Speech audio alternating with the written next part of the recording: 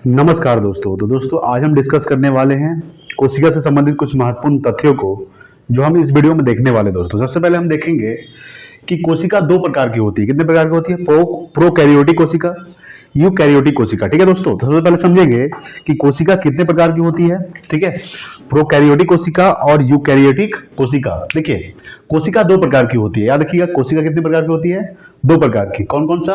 तो प्रोकैरियोटिक कोशिका, ठीक है, जो अविकसित होता है। याद रखिएगा क्या होता है दोस्तों? अविकसित। और एक होता है दोस्तों यूकैरियोटिक कोशिका, जो क्या होता है दोस्तों? विकसित होता है। ठीक है, समझिएगा कि कोशिका दो प्रकार की होती है, यूकैरियोटिक कोशिका और प्रोकैरियोटिक कोशिका। प्रोकैरियोटिक कोशिका विकसित होती है, यानी कि अविकसित होती है, और यूकैरियोटिक कोशिका विकसित होती है।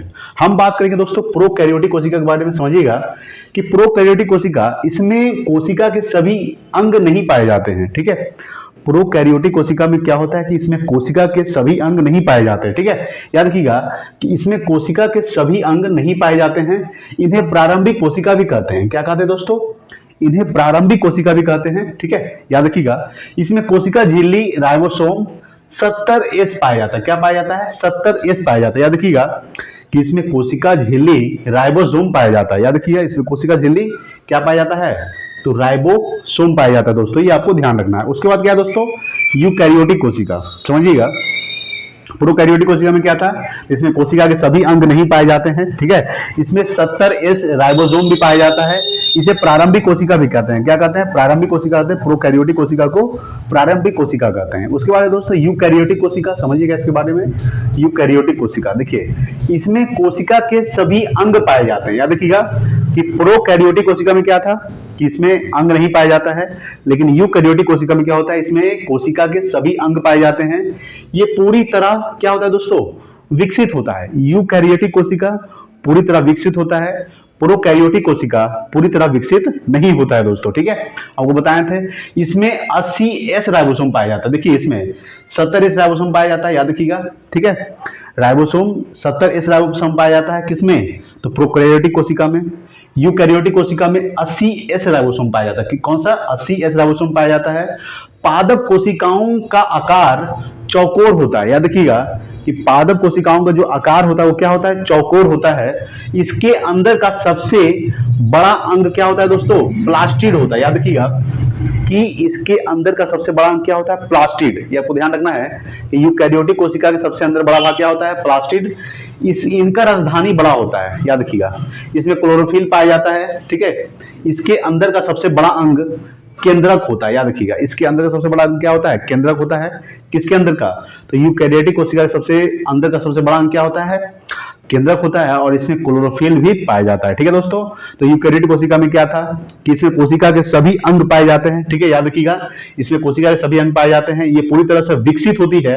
इसमें 80S राइबोसोम पाया जाता है। ठीक है, पादप कोशिकाओं का आकार चौकोर होता है। इसके अंदर का सबसे बड़ा अंग प्लास्टिड होता है। इसका राजधानी बड़ा होता है। किसका? तो यूकैरियोटिक कोशिका का राजधानी क्या होता है दोस्तों? बड़ा होता है। ठीक है, ये ध्यान रखिएगा। इसमें क्लोरोफिल पाया जाता है। ठीक है, इसके अंदर का सबसे बड़ा अंग क्या होता है? तो केंद्रक होता है। ठीक है, उसके बाद देखने वाले दोस्तों हम लोग गुणसूत्र। समझिएगा गुणसूत्र के बारे में। ठीक है, जैसे पूछेगा कि मानव शरीर में गुणसूत्रों की संख्या कितनी होती है? तो 46 गुणसूत्र होती है। जोड़ा पूछेगा तो 23 जोड़ा होता है।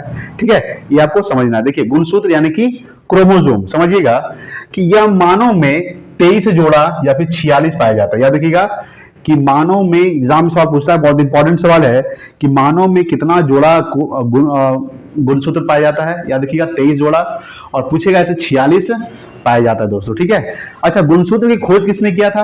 तो इसका खोज वाल्डेयर ने किया था। किसने किया था? वाल्डेयर ने गुणसूत्र का खोज किए थे। ये आपको ध्यान रखना है कि गुणसूत्र का खोज किसने किया था? वाल्डेयर ने गुणसूत्र का खोज किए थे। इसके ऊपरी भाग को सैटेलाइट कहते हैं। याद रखिएगा कि गुणसूत्र के ऊपरी भाग को सैटेलाइट कहते हैं। ठीक है, आगे हम लोग पढ़ेंगे कि निचले भाग को क्या कहते हैं, मध्य भाग को क्या कहते हैं। ठीक है, तो इसके ऊपरी भाग को यानी गुणसूत्र के ऊपरी भाग को क्या कहते हैं? सैटेलाइट कहते हैं दोस्तों। क्या कहते हैं? सैटेलाइट।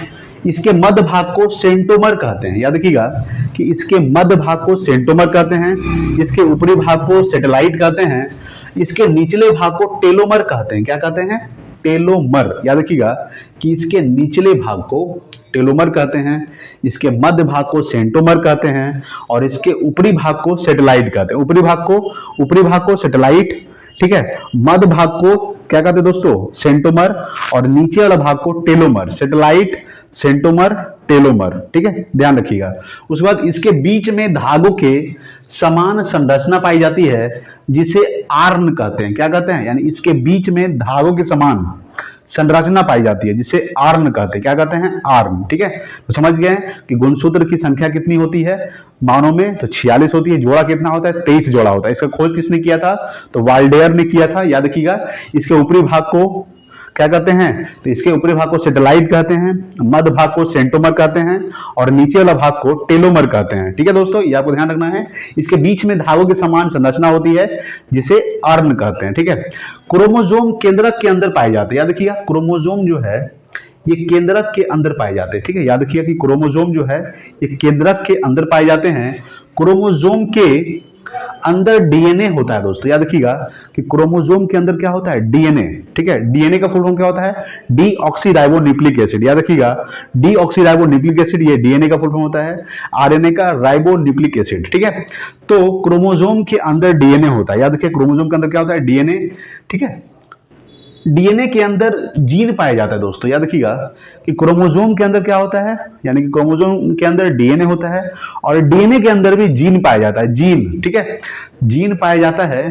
ठीक है, जीन पर माता पिता के गुण पाए जाते हैं। याद रखिएगा कि क्रोमोसोम के अंदर डीएनए, डीएनए के अंदर जीन और जीन पर माता पिता के क्या पाए जाते हैं, गुण पाए जाते हैं। अतः जीन ही आनुवंशिकता का आधार है दोस्तों। याद रखिएगा, जीन क्या है, आनुवंशिकता का आधार है। जीन न्यूक्लियोटाइड का बना होता है। जीन का खोज जोहानसन ने किया था। याद रखिएगा कि जीन किसका बना होता है, न्यूक्लियोटाइड का बना होता है। याद रखिएगा कि जीन किसका बना होता है, न्यूक्लियोटाइड। ठीक है, यहाँ पे लिखा हुआ न्यूक्लियोटाइड, जीन जो है ये न्यूक्लियोटाइड का बना होता है। और जीन का खोज किसने किया था, तो जोहानसन ने किया था दोस्तों। याद रखिएगा, जीन का खोज किसने किया था, जोहानसन ने जीन का खोज किए थे। ये आपको ध्यान रखना है कि आनुवंशिकता का आधार माना जाता है जीन को। जीन न्यूक्लियोटाइड का बना होता है और जीन का खोज किसने किया था, तो जीन का खोज किए थे जोहानसन ने। समझिएगा गुणसूत्र, तो मानव यह 23 जोड़ा होता है, 46 पाया जाता है। गुणसूत्र का खोज किसने किया था, तो वाल्डेयर ने किया था। इसके ऊपरी भाग को क्या कहते हैं, सेटेलाइट, मध्य भाग को सेंटोमर कहते हैं और सबसे निचले वाले भाग को क्या कहते हैं, टेलोमर कहते हैं। ठीक है, याद रखिएगा, इसके बीच में धागों के समान संरचना पाई जाती है बीच में। ठीक है, उसे आर्न कहते हैं। ठीक है, क्रोमोसोम केंद्रक के अंदर पाया जाता है। याद रखिएगा, क्रोमोसोम जो है ये केंद्रक के अंदर पाए जाते हैं। क्रोमोसोम के अंदर डीएनए होता है। याद रखिएगा, क्रोमोसोम के अंदर डीएनए होता है और डीएनए के अंदर जीन होता है। क्या होता है, जीन। ठीक है, समझिएगा, जीन पर माता पिता के गुण पाए जाते हैं। ठीक है, अतः जीन ही आनुवंशिकता का आधार है। जीन का खोज किसने किया था, जोहानसन ने किया था। याद रखिएगा, और जीन जो है न्यूक्लियोटाइड का बना होता है। किसका बना होता है, जीन न्यूक्लियोटाइड का। ठीक है, समझ गए। अब देखिए, केंद्रक अम्ल दो प्रकार का होता है। याद रखिएगा दोस्तों, केंद्रक अम्ल जो होता है ये दो प्रकार का होता है, डीएनए और RNA. Deoxyribonucleic acid, RNA ribonucleic acid. ठीक है, डीऑक्सीराइबोन्यूक्लिक एसिड और राइबोन्यूक्लिक एसिड, यानी केंद्रक अम्ल, न्यूक्लिक अम्ल जो है दो प्रकार का होता है, डीएनए और आरएनए। हमसे पहले अभी डीएनए के बारे में देखिए, आरएनए के बारे में अगले वीडियो में देखेंगे। समझिए पहले डीएनए के बारे में। ठीक है, डीएनए, डीऑक्सीराइबोन्यूक्लिक एसिड। ठीक है दोस्तों, देखिए डीएनए यह कोशिका के अंदर केंद्रक माइटोकॉन्ड्रिया, ठीक है, केंद्रक माइटोकॉन्ड्रिया, जिसे power house of the cell कहते हैं। माइटोकॉन्ड्रिया को आपको पता ही होगा, माइटोकॉन्ड्रिया क्या कहा जाता है, power house of the cell, तथा क्लोरोप्लास्ट में पाया जाता है। याद रखिएगा, डीएनए जो है कोशिका के अंदर केंद्रक, माइटोकॉन्ड्रिया तथा क्लोरोप्लास्ट में पाया जाता है। इसके श्रृंखला को पॉलीन्यूक्लियोटाइड कहते हैं। ठीक है, यानी इसके श्रृंखला को क्या कहते हैं, पॉलीन्यूक्लियोटाइड। डीएनए न्यूक्लियोटाइड का बहुलक होता है। क्या होता है दोस्तों, डीएनए जो होता है ये न्यूक्लियोटाइड का बहुलक होता है। क्या होता है, बहुलक। समझिएगा फिर से, केंद्रक अम्ल दो प्रकार का होता है, डीएनए, ठीक है, डीएनए और एक आरएनए। डीएनए का full form deoxyribonucleic acid. DNA जो है यह कोशिका के अंदर केंद्रक, ठीक है, माइटोकॉन्ड्रिया, उसके बाद क्या है दोस्तों, क्लोरोप्लास्ट में पाया जाता है। ठीक है, केंद्रक, माइटोकॉन्ड्रिया और क्लोरोप्लास्ट में पाया जाता है।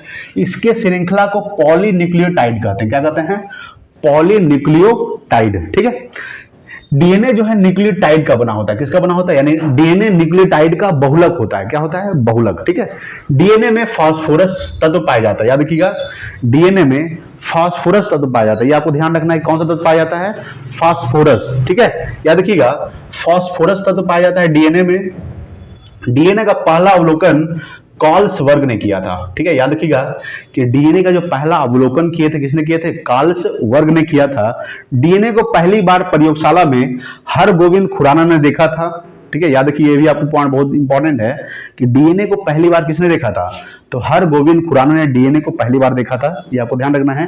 डीएनए की जो संरचना होती है दोस्तों, ये डबल स्टैंडर्ड होती है। कैसी होती है?